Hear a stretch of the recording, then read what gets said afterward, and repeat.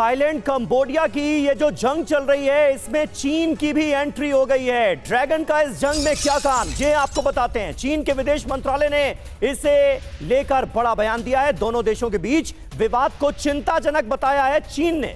बातचीत के जरिए आपसी विवाद सुलझाया जाए। चीन दोनों देशों का मित्रवत पड़ोसी है, ये चीन की तरफ से कहा गया है।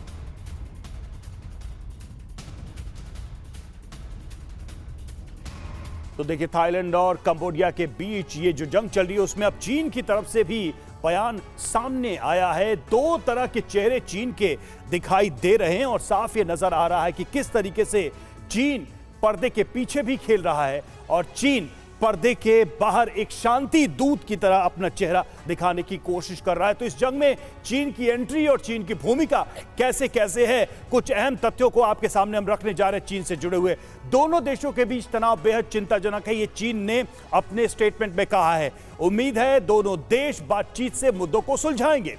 मौजूदा घटना पर चीन का न्याय संगत और निष्पक्ष रुख है। हम अपने तरीके से शांति वार्ता को बढ़ावा देते रहे हैं, ये चीन के प्रवक्ता ने, चीनी विदेश मंत्रालय के प्रवक्ता ने कहा है। अब इसके अर्थ क्या है, इसके मायने क्या है? थाईलैंड कंबोडिया तनाव का चीन को सीधा फायदा है।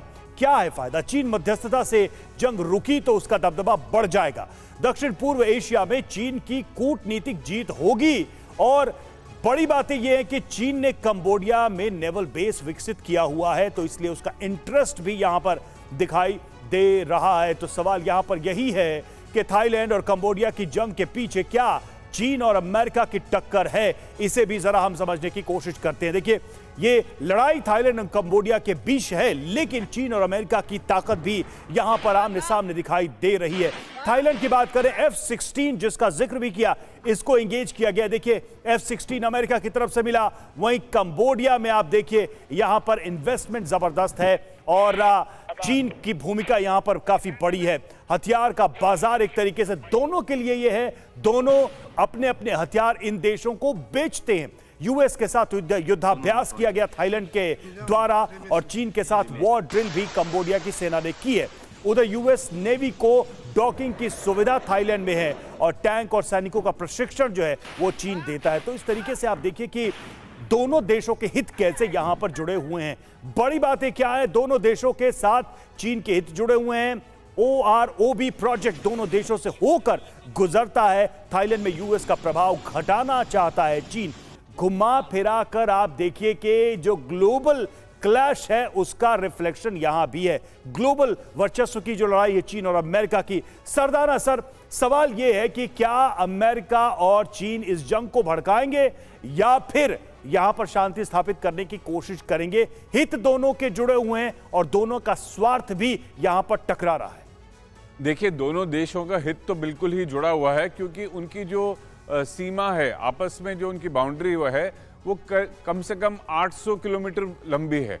और इस जंग में हम देखेंगे जो दायरा है वो बढ़ता जा रहा है। करीब 207 किलोमीटर के दायरे में झड़प हो रही है अक्रॉस द बॉर्डर, आपस में झड़प हो रही है, मोटर फायरिंग हो रही है, F-16 से बॉम्ब गिराए जा रहे हैं और लोगों की मृत्यु हो रही है। 40,000 से ज़्यादा लोगों को डिस्प्लेस कर दिया गया है, बॉर्डर एरिया से दूर कर दिया गया है। तो कहीं ना कहीं देखिए, दोनों जो नेबर्स हैं उनको तो एक साथ रहना ही है। वो 800 किलोमीटर की जो बाउंड्री वो खत्म नहीं हो जाएगी, लेकिन जो ये लड़ाई इसके पीछे जो है कुछ यहाँ जरूर मेरे हिसाब से इनको भड़काया जा रहा है, क्योंकि दोनों साइड्स दो सुपर पावर्स के तरीके पीछे से उनके हथियार जा रहे हैं।